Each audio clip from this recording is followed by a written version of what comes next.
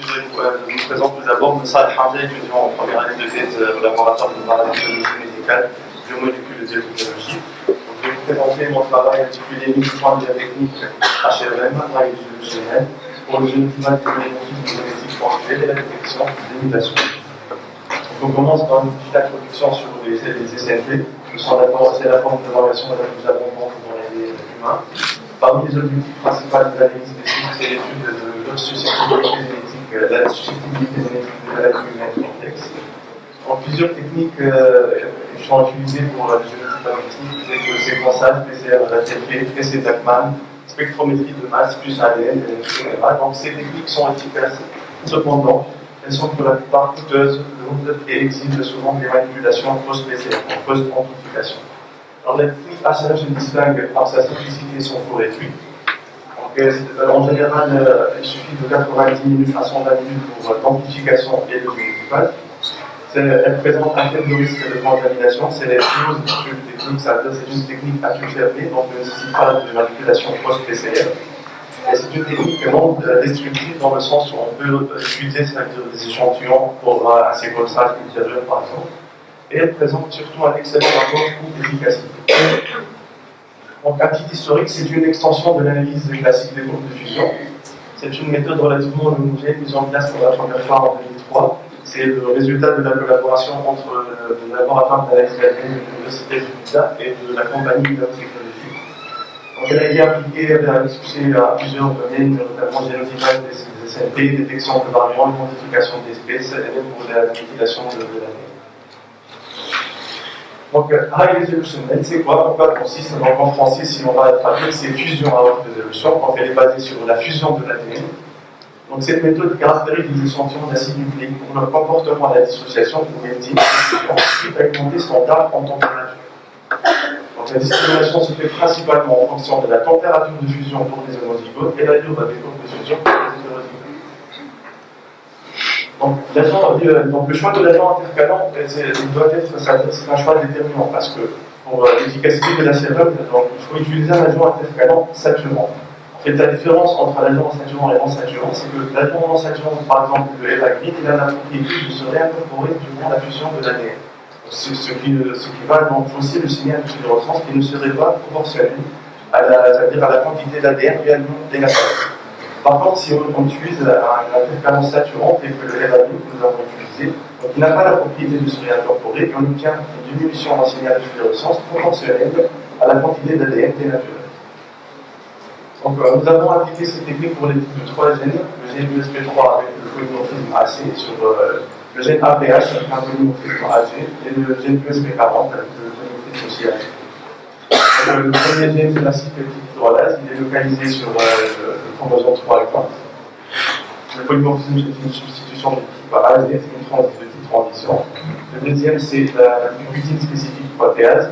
Le gène est localisé sur le chromosome de l'humain. Et le polymorphisme correspond à une mutation de transition, c'est une substitution de ADN par une nouvelle. Le troisième gène, c'est l'USP40, une glutine spécifique protéase 40. Le gène est localisé sur le chromosome 15, et la mutation est une transversion, elle consiste en une substitution du ADN par une cytosine. Donc, l'objectif principal de notre étude, c'est la mise au point de la technique PCR-HRM pour le génotypage des polymorphismes génétiques et la détermination de leur distribution génotypique chez la population de la rationalité. On passe aux méthodes. Donc, on a utilisé la population des types en prend 118 sujets sains pour recruter le service de consultant externe de l'Institut Pasteur de Tunis.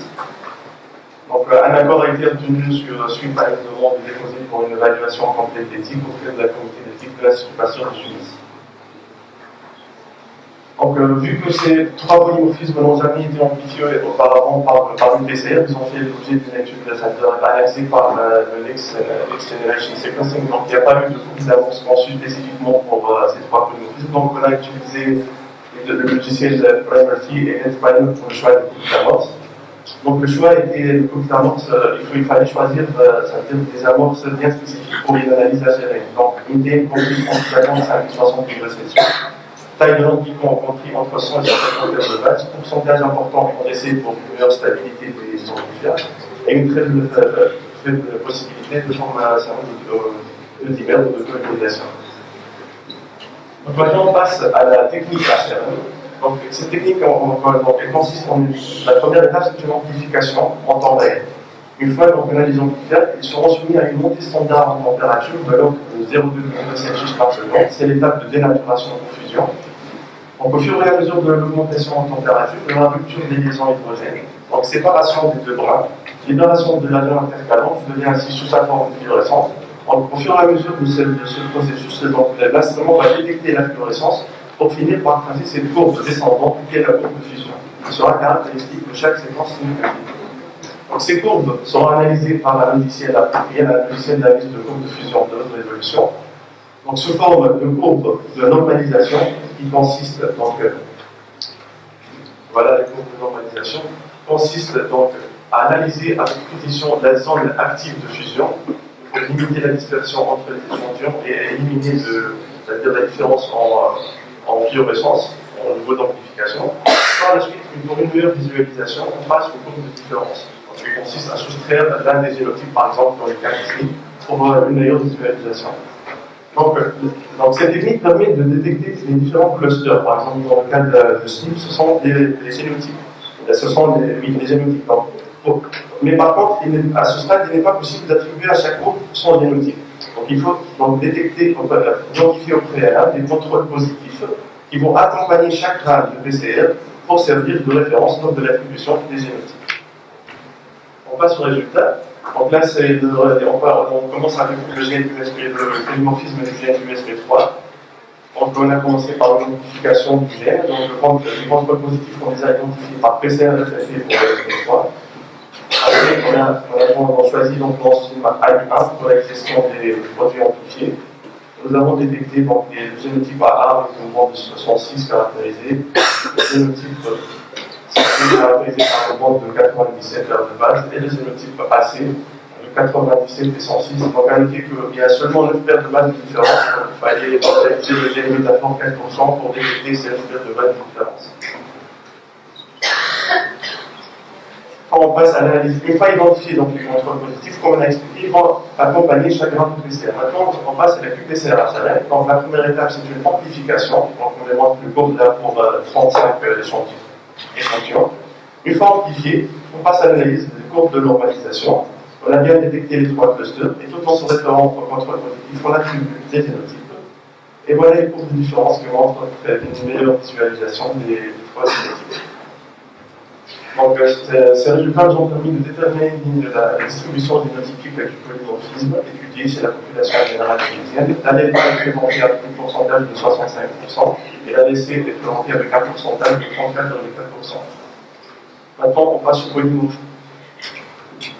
polymorphisme du gène APH acylpeptidoglycol. Donc, la détection de contrôle positif se fait, on l'a effectué par séquençage, donc amplification par PCR classique. Purification par exosat, entrée de séquençage. Là, c'est un exemple d'un chromatogramme de séquence de génotype AA. Donc, on passe par la suite à la QPCR-HRM pour le génotypage en série. Donc, l'amplification, là, c'est une courbe représentant un grand nombre d'amplifications de 40 échantillons. Et l'analyse HRM, donc, qui nous a permis de détecter les trois génotypes. La distribution génotypique dans la population générale tunisienne est rapportée dans le tableau suivant. La LEL A est représentée avec un pourcentage de 63,5% et la LEL B avec un pourcentage de 36,5%. Le dernier gène, c'est le gène ESP40, donc on va étudier le polymorphisme du gène ESP40. Pareil, on va détecter les contrôles positifs avec le séquençage de santé. Donc ici, dans ce chromatogramme, par exemple, c'est sensible à l'échantillon à génétique AA.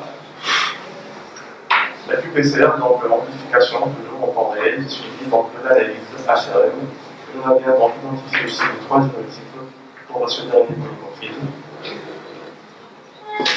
Donc la distribution, d'abord souvent rapporte la distribution génotypique de ce polymorphisme dans la population générale tunisienne, avec 59% pour la LA et 81% pour la GLG.